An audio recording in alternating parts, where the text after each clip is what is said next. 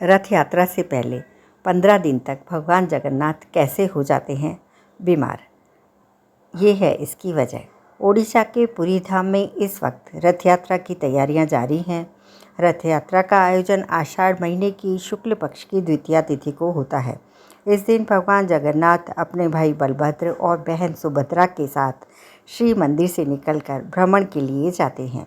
उनका यह भ्रमण कार्यक्रम ही रथ यात्रा कहलाता है, जिसे श्रद्धालु बहुत जोर शोर से मनाते हैं और उनकी आकांक्षा होती है कि वह भी भगवान जगन्नाथ के रथ को खींचने का सौभाग्य प्राप्त कर सकें। रथ यात्रा भले ही एक दिन का वार्षिक आयोजन है और वर्ष में एक ही बार होता है, लेकिन इसकी तैयारी पूरे साल भर चलती रहती है।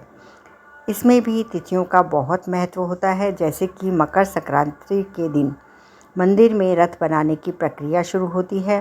फिर हर आने वाली तिथि के साथ चरणबद्ध तरीके से यह कार्य संपन्न होते हैं।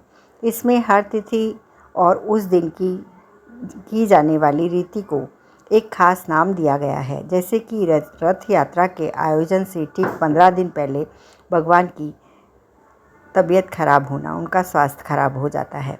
ज्येष्ठ मास पूर्णिमा को जब गर्मी की अधिकता होती है तो उस दिन देव प्रतिमाओं को 108 घड़े के जल से स्नान कराया जाता है। इस स्नान के बाद तीनों देवता बीमार पड़ जाते हैं और फिर वह एकांतवास में चले जाते हैं। एकांतवास की इस प्रक्रिया को पुरी में अनासरा कहते हैं। यह 15 दिनों में देव विग्रहों के दर्शन नहीं होते। 15 दिनों के बाद जब जगन्नाथ जी ठीक होते हैं तब उस दिन नोनासर उत्सव मनाया जाता है। इस दिन भगवान का फिर से श्रृंगार किया जाता है और उन्हें नए वस्त्र पहनाए जाते हैं। इसके बाद वह भ्रमण के लिए तैयार होते हैं। तब फिर श्री मंदिर के सिंह द्वार से रथ आए जाते हैं और फिर 2 दिन बाद यहाँ से रथ यात्रा का प्रारंभ होता है।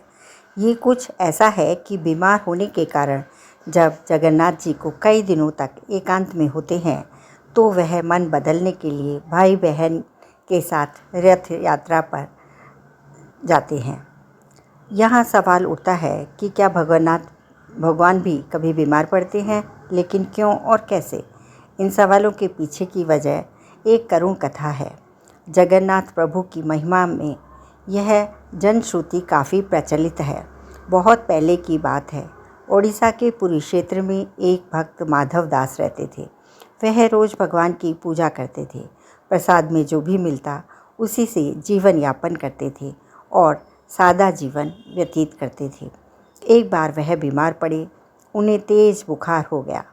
वह अकेले थे तो कोई भी उनकी सेवा के लिए नहीं था। फिर भी उन्होंने अपनी भक्ति में कोई कमी नहीं की। लोग उन्हें सलाह देते थे कि वैद्य से मिलो, औषधि लो, लेकिन उपचार के लिए लेकर उन्हें कोई नहीं जाता था। माधवदास भी कहते थे कि जब भगवान मेरा ख्याल रख रहे हैं तो मुझे किसी की क्या ज़रूरत। लेकिन एक दिन बीमारी से कमज़ोर माधवदास बेहोश होकर गिर पड़े। तब अपने भक्त को संकट में देखकर भगवान खुद श्री मंदिर से निकल कर आए और उनकी सेवा करने लगे। जगन्नाथ जी उन्हें दवा देते, हाथ पैर दबाते, नहलाते धुलाते, कपड़े बदलते और अपने हाथों से भोजन कराते थे। माधवदास जब ठीक होने लगे तब उन्होंने पहचाना कि भगवान खुद उनकी सेवा में लगे हैं। यह देखकर माधवदास रो पड़े। उन्होंने कहा कि आप मेरी सेवा करने क्यों आए? आप मुझे तुरंत ठीक भी तो कर सकते थे। तब भगवान जगन्नाथ जी ने कहा, मैं अपने भक्तों का साथ नहीं छोड़ता, लेकिन उनके कर्म में जो लिखा है वह तो उन्हें भोगना ही पड़ेगा। लेकिन चलो, एक काम करता हूँ। अभी तुम्हारी बीमारी के 15 दिन और शेष हैं, वह मैं अपने ऊपर ले लेता हूँ। उस दिन ज्येष्ठ पूर्णिमा थी।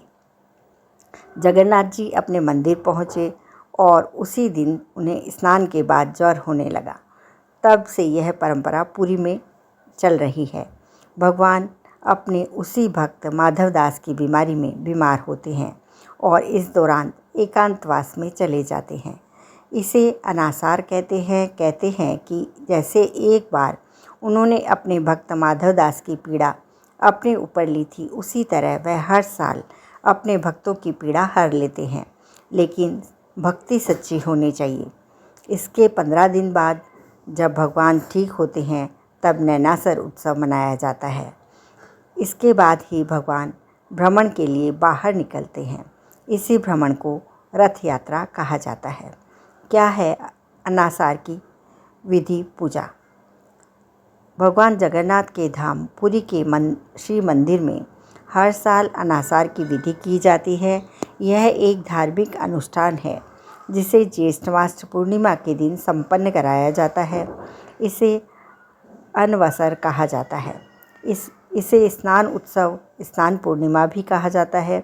गर्मी से राहत पाने के लिए स्नान उत्सव या देव स्नान पूर्णिमा के दौरान मंदिर के देवता 108 घड़े के ठंडे पानी से स्नान करते हैं।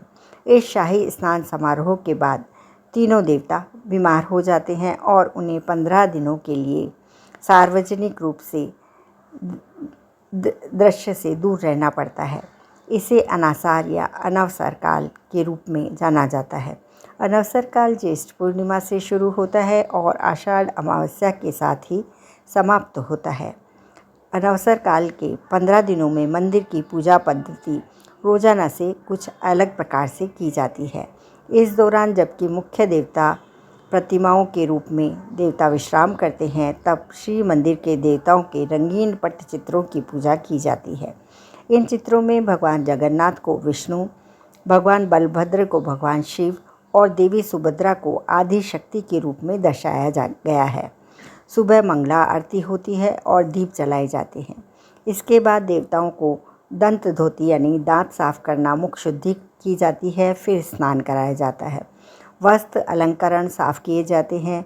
अवकाश पूजा के दौरान पाठ भी किया जाता है। अनासार की विधि के दौरान जब आषाढ़ की कृष्ण पंचमी तिथि आती है तो इस दिन श्री मंदिर में अनासार पंचमी मनाई जाती है। अनासर पंचमी के अवसर पर गुरुवार को महाप्रभु जगन्नाथ और उनके भाई बहन भगवान बलभद्र और देवी सुभद्रा को फुलूरी तेल उपचार दिया जाता है। इसे फुलूरी तेल सेवा के नाम से भी जाना जाता है। देव प्रतिमाओं को फुलूरी तेल लगाया जाता है। यह विशेष अनुष्ठान भगवान जगन्नाथ और उनके भाई बहनों को स्नान यात्रा के दौरान अत्यधिक स्नान के कारण हुए बुखार से मुक्ति दिलाने के लिए किया जाता है। फुलूरी तेल विधि के लिए कई सुगंधित फूलों जैसे कि केतकी, मल्ली, बेला और चंपा, जड़ों, चंदन पाउडर, कपूर, चावल, अनाज और जड़ी बूटियों के साथ तेल को मिलाकर फुलूरी तेल तैयार किया जाता है। फुलूरी तेल बनाने के लिए शुद्ध तिल का तेल, बेला की जड़ें, चमेली, जूही, मल्ली के सुगंधित फूल और चंदन पाउडर इन 24 सामग्रियाँ हैं जिनका उपयोग किया जाता है। हर साल रथ यात्रा के 5वें दिन हेरा पंचमी के अवसर पर तैयारी शुरू होती है और लगभग 1 साल तक जमीन के नीचे संग्रहित होने के बाद मंदिर के अधिकारियों को उपयोग के लिए सौंप दिया जाता है। तीनों देवता रथ यात्रा के एक दिन पहले नवजोबाना दर्शन के अवसर पर फुलूरी तेल उपचार के बाद अपनी बीमारी से ठीक हो जाएंगे और फिर रथ यात्रा निकलेगी। जय जगन्नाथ। आपको यह वीडियो कैसी लगी भगवान जगन्नाथ के बारे में? यदि आपको पसंद आई तो चैनल को सब्सक्राइब करें और कमेंट में जय जगन्नाथ ज़रूर लिख दें। जय जगन्नाथ।